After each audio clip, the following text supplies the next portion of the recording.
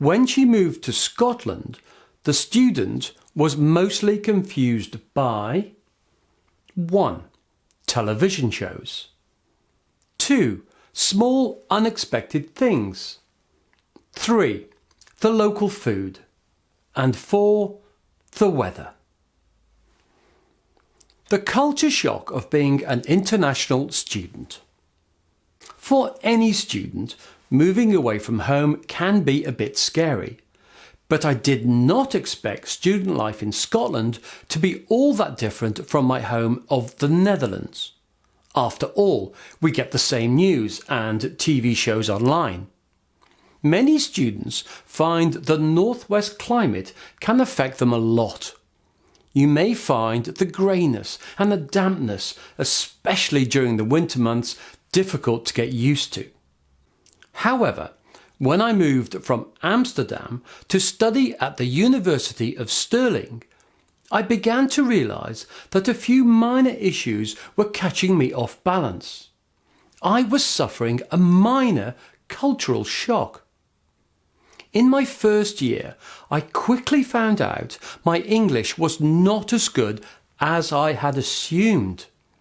Most of my roommates were born and raised in Scotland, and I constantly found myself having to ask people to repeat themselves.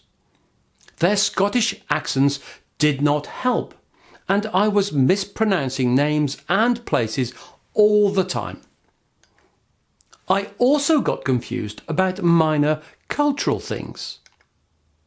Much to my flatmates' amusement, it took me 2 Christmases to figure out that mince pies are not actually filled with minced beef.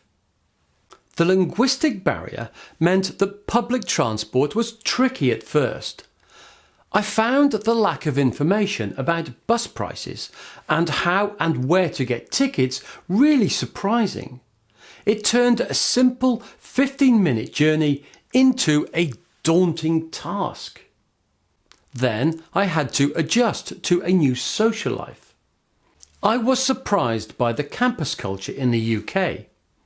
In the Netherlands, most universities don't have one main campus where you can attend university as well as live and exercise all in the same place. But here, you never have to leave campus if you don't want to. I had to adapt to everyone being so close to each other all the time. Parties are so different here too. In the Netherlands, the less effort you put into getting ready, the better. I'd normally slip on my trusty Converse shoes, along with some clothes I could get away with wearing to class tomorrow, and wear minimal makeup. But in my experience, partying is more formal in the UK. Your makeup needs to be flawless, and your hair needs to be immaculate. You'll preferably be wearing a dress and heels too. I was constantly having to borrow clothes off my friends just to fit in. Parties finish early and everyone just wanders off, whereas in my country that would be the time I'd leave the house. But it is not all early closing times and strange parties. Social behaviours may also confuse, surprise or offend you. For example, you may find people appear cold, distant or always in a hurry.